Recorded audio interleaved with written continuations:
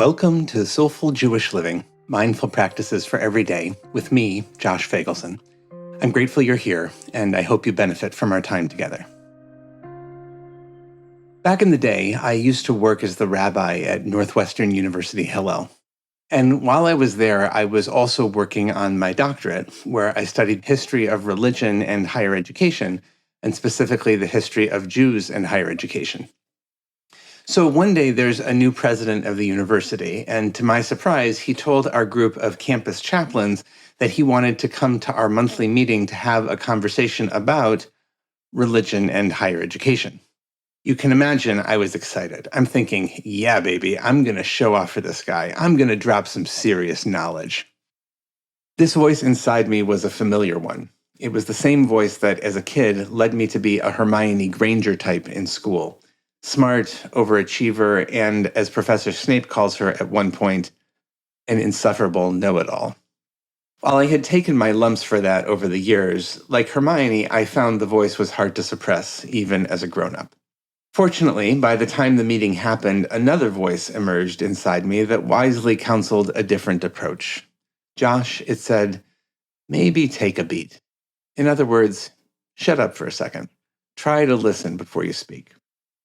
By this point in my life, it seems I had acquired some wisdom that encouraged me to resist my initial impulse. Not to stay silent forever, but just to compensate for my own overeagerness. The meeting came, and I stayed true to my intention. I waited for everyone else to speak once or even twice before I went. Eventually, the time came for me to say something.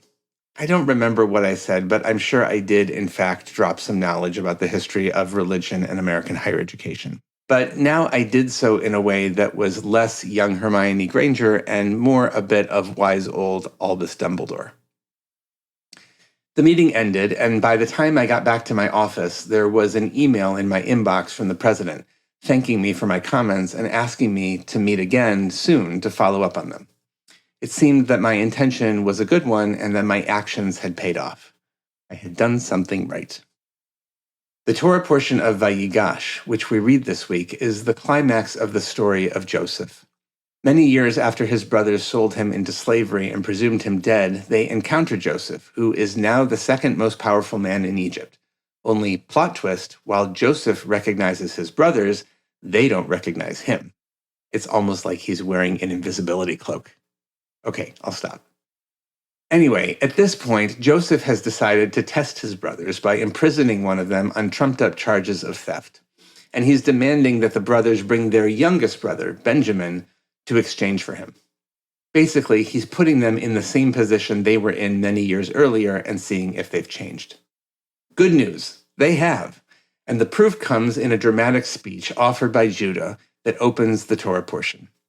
This is one of the most beautiful and dramatic speeches in the Torah, and it opens with the words, "Please, sir, let your humble servant speak to you, and please don't be angry." That's not quite a literal translation. What Judah literally says is, "Let your servant speak words in the ears of my master." The ancient rabbis of the Midrash pick up on this and comment that what Judah is asking is that his words literally penetrate inside Joseph's ears. While that's a little bit of a gross image, it's also a powerful description of what speech and communication are all about. George Bernard Shaw is said to have quipped that the single biggest problem in communication is the illusion that it has taken place. Put less cynically, we might suggest that the biggest miracle of communication is that it, in fact, does take place all the time. But in order for communication to happen, it helps a lot if our words are the right words at the right time. To go back to my story, if I had pulled a Hermione, I doubt my words would have landed in the way they did. And I expect that the email from the president wouldn't have been waiting for me when I got back to my office. The time, place, tone, not to mention the words themselves, all of these matter when we're communicating. A few weeks ago, on episode 24, I talked about mindful speech and offered a practice of 5 questions to ask yourself before speaking. This week, I want to offer a related practice, which uses the acronym WAIT. It's not complicated. WAIT stands for one question to ask yourself before you speak. Why am I talking? I might add, why am I talking now? Before you speak, take a moment to breathe and check in with yourself. What's motivating me to speak right now? Am I speaking from a place of fear, anxiety, anger, self-righteousness? If so, do I want to be speaking from such a place? Or are my words grounded in a genuine desire for what's best for everyone involved? Is what I'm going to say going to add value to the conversation? Is the person or group to whom I'm speaking in a position to hear what I'm saying? Is it likely to be received in the way I intend? Don't use these questions as a dodge.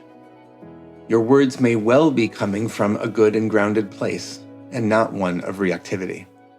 They may well be offered with goodwill.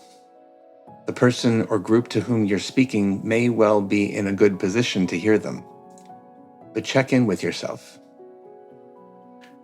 And then, as my colleague Imani Chapman taught me recently, you might ask yourself another version of wait. Why aren't I talking? If you're suppressing yourself and not sharing what you have to say, is that silence coming from a wise and healthy place? Or is it motivated by something else? If you feel good about the chances that your words will make a difference, then feel encouraged to speak them. Judah's willingness to speak and his skill in doing so ultimately bring Joseph out of hiding. Joseph reveals himself to his brothers, and after decades, the family is reunited. It's an incredible moment of redemption. I really believe all of us have the capacity to be Judahs. After all, his name is ultimately why we're called Jews.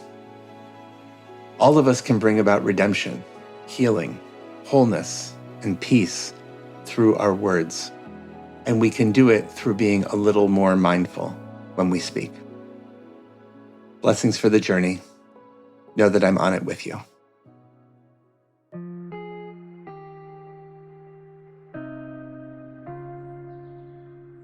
Thank you for joining us for Soulful Jewish Living, Mindful Practices for Every Day, a production of Unpacked, a division of Open Door Media, and the Institute for Jewish Spirituality.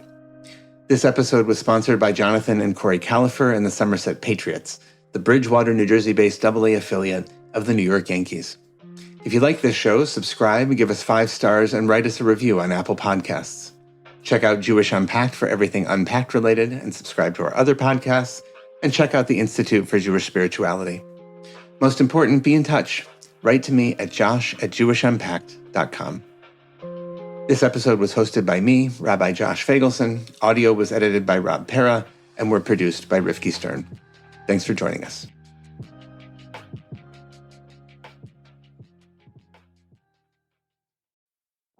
Hi, everyone. I know a lot of us are feeling overwhelmed these days, so I want to tell you about a fantastic opportunity at the Institute for Jewish Spirituality. It's our course called Awareness in Action, and it's all about applied mindfulness. Awareness in Action will help you be the best version of yourself. Calm, loving, wise, humble, courageous. This is our most popular course at IJS, and it's only being taught this spring. Register for Awareness in Action by April 9th at jewishspirituality.org. Thanks.